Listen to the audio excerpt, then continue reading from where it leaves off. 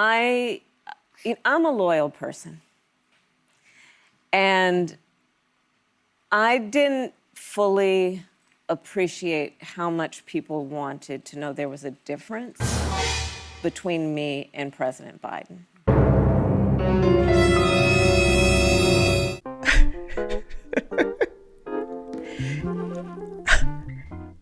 Love me or hate me, partners in mated, waiting ladies' eyes on me.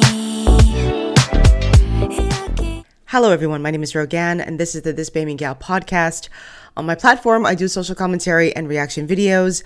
I encourage my audience to have private conversations in public. First of all, let me just give my apologies if I sound really stuffy. I am battling a really bad cold, but I just had to do this video because Kamala Harris, former Vice President Kamala Harris, stopped by the lovely ladies of The View. I haven't done a video on them in a very long time.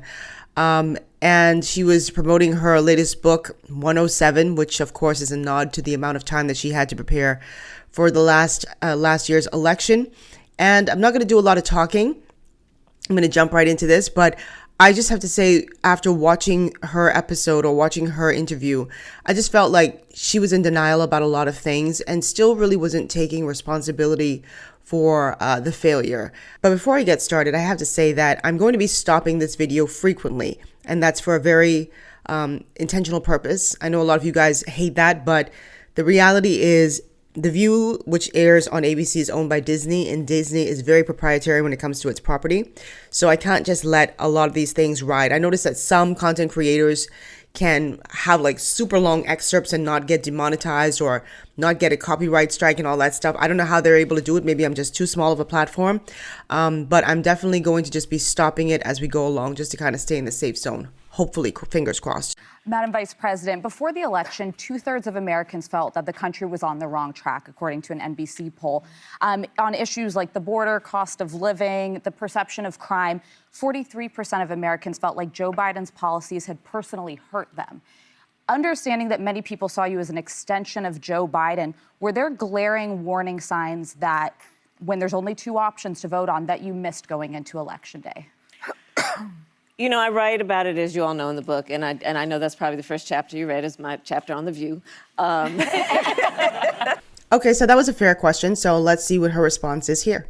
But it really, the book is about a reflection. And that day in that interview, for me, really was symbolic of the issue.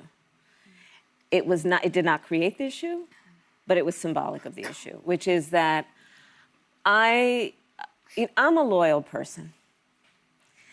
And I didn't fully appreciate how much people wanted to know there was a difference between me and President Biden. I thought it was obvious. And I didn't want to offer a difference in a way that would be received or suggested to be a criticism. I'm going to stop right there and say, I understand that. I do get it. This was her boss. This was her friend. He chose her as his running mate.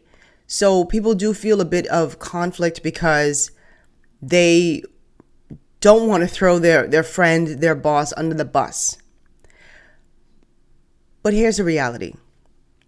You have a conversation with your friend and your boss when you are running for the highest office in the land.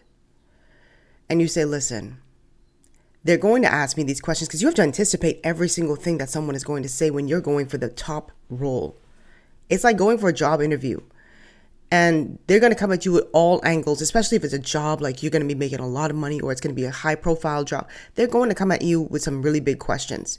So what you do is you sit down with your boss or your friend and you say, listen, I know they're going to ask me this question and I have to differentiate myself from you. It's nothing personal, but I am going to say some things that you might be uncomfortable with.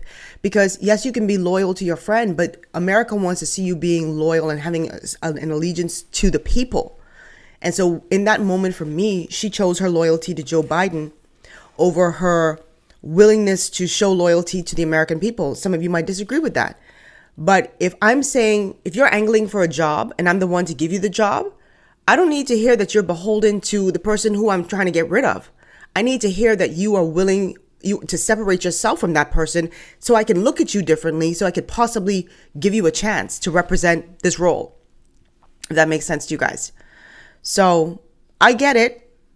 I know a lot of people are criticizing her for saying that, you know, like really going in on her. But I think the human side of me remembers that, you know, people do have a sense of loyalty or allegiance to folks. And it's hard for them to just, you know, kind of just throw them under the bus. But I don't even look at it as throwing them under the bus. I look at it as, listen, this is the role. This is what's going to happen. These are the questions I'm going to get. And I want this position. So there are some things that I didn't agree with that you did. But you were the president and I was just your vice president. I was your second banana. So you did it how you needed to do it. And now I'm going to do it how I want to do it and say the things I need to say. So I think that happens when it's just a conversation with the person, you know? It's also like, and this is the last thing I'm going to say before I get back to the video, but it's like, I don't know if any of you have been in positions where you were friends with someone, and I've been in this position many, many times, where you were friends with someone and then you got promoted and all of a sudden that person has a lot of responsibility. And so the friend expects still to get certain favors or that sort of thing because you have a friendship. No, when you're now in that new position or angling for that position, you talk to your friend, you turn to your friend, you say, listen, all this stuff that you and I used to do as colleagues can't happen anymore because this is a new role for me. So I need you to understand that. I hope that makes sense. Let's continue. And you know, in the campaign, full time, I was pointing out the differences. My theory of the case was we need to bring costs down. We're going to extend the child tax credit. We're going to have Medicare cover home health care for people, including people in the sandwich generation who are raising young children and taking care of their parents. It was about we're going to take on price gouging, bringing down costs. And I thought I was making the point. And I realize now that I didn't fully appreciate that how much of an issue it was. I'm going to stop right there and say that she did highlight her platform and the things that she was going to do, but I don't think she did a great enough job of separating herself from Joe Biden, because you can't be out of the pool and in the pool at the same time.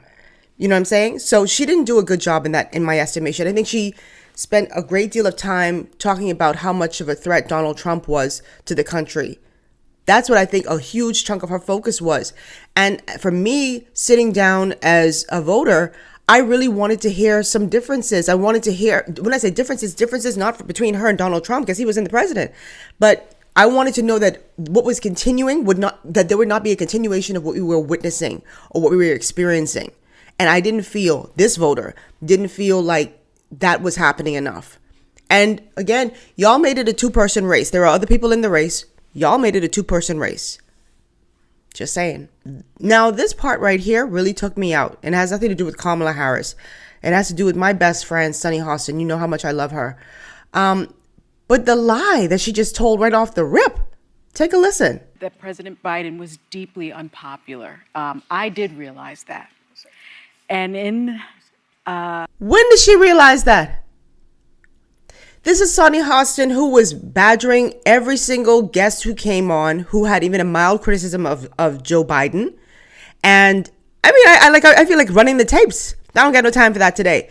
But she was badgering people who were like, I don't know about Joe Biden. I remember when Charlemagne was on from the Breakfast Club, was on the show, and she was like, help him out. And it's like, now in hindsight, you realize maybe he was a problem. But in that moment, you were gaslighting every single person into thinking that, no, Joe Biden's not the problem. You're the problem. You're not seeing and witnessing what you're witnessing.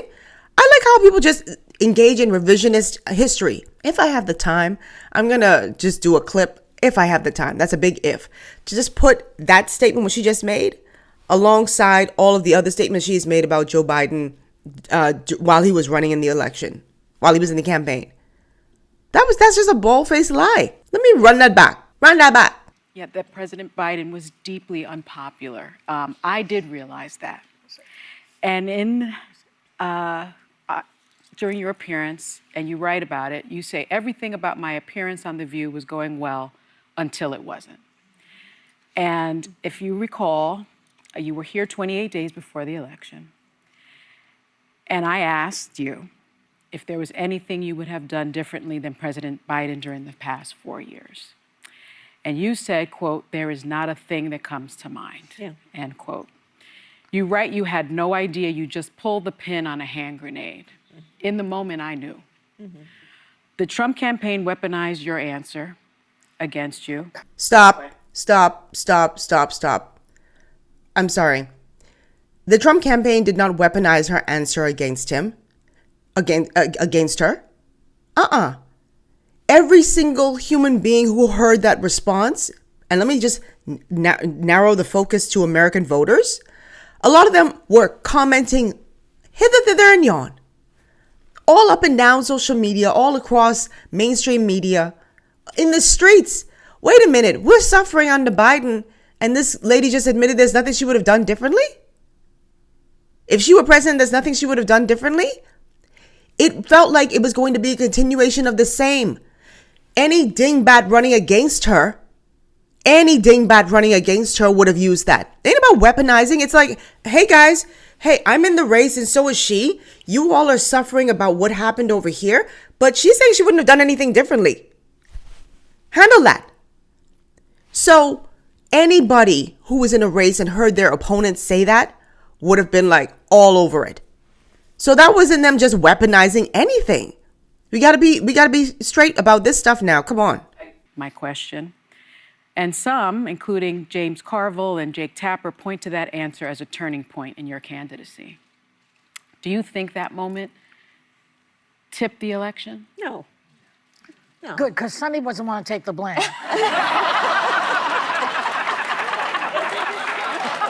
She doesn't think that it tipped the election. Yo, it was stated properly. It was like like the pin was removed from the grenade. We knew it was a wrap from there. At least I felt like it was a wrap from there. There were a lot of folks saying it's going to be close. It was not. It was a blowout. And I think that right there, more than anything, a lot of people talked about her not being able to stay on script or, engaging in her word salads. And she does have a tendency to ramble and she cannot be herded to a conclusion. But that right there, I felt was a singular moment. That was one of the main moments, I should say, that made people go, There was kind of a confessional happening here. No. Solve you? Exactly. I do believe one of the biggest deciders of the outcome of that election was that the American people were sick of things being so expensive. Yes. And wanted that the prices would come down. And that's where, this is part of why I wrote the book, which is let's remember in those 107 days what Donald Trump was talking about. Yeah. First of all, he said his number one priority and the number one thing he would do was bring down costs. Yeah. That's what he said. And I believe there are a lot of people who voted for him believing that that's what he would do. Fast forward to today. Yeah. Hello. Prices are higher, the cost of food is higher, inflation is higher, unemployment is higher. He lied. Yeah. He lied. You know what? She's right. And you've got to be fair. You've got to be fair. Those tariffs are causing the cost of imported goods to increase, driving the cost of living up. Inflation is up. You have thousands of federal employees who were laid off, removed from the workforce. So, that's leading to an increase in unemployment. Oh, by the way, there are a lot of people, Democratic supporters, who were upset at Sunny Hostin for asking that question. Sunny's my best friend, so I'm going to defend her here. She had every right to ask that question. Because I've seen people say, oh, if Sunny hadn't asked that question, then, we could have possibly won and she wouldn't have tripped up and all that stuff. No, Sunny is a TV presenter. She's in the role of a journalist, a quasi-journalist, I suppose, in this moment. She's supposed to ask tough questions. She's supposed to ask uncomfortable questions. Your candidate is supposed to understand how to avoid those pitfalls or to just be honest. Which she was, I suppose. Well, I hope she was honest, because if she was dishonest and lying just to protect Joe Biden, it didn't work for her, right? But that is Sunny's job, to ask tough questions. It's not for your candidate to be shielded. You can feel when they go into these interviews. It's no different than when Trump goes on Fox, or like Kamala goes on MSNBC. They get these softball questions. And so how are you doing? And how are you coping? Great intro questions, but let's get to it. Let's get to the tough questions. You know what I mean? And so, no. I don't disagree with Sunny for asking that question.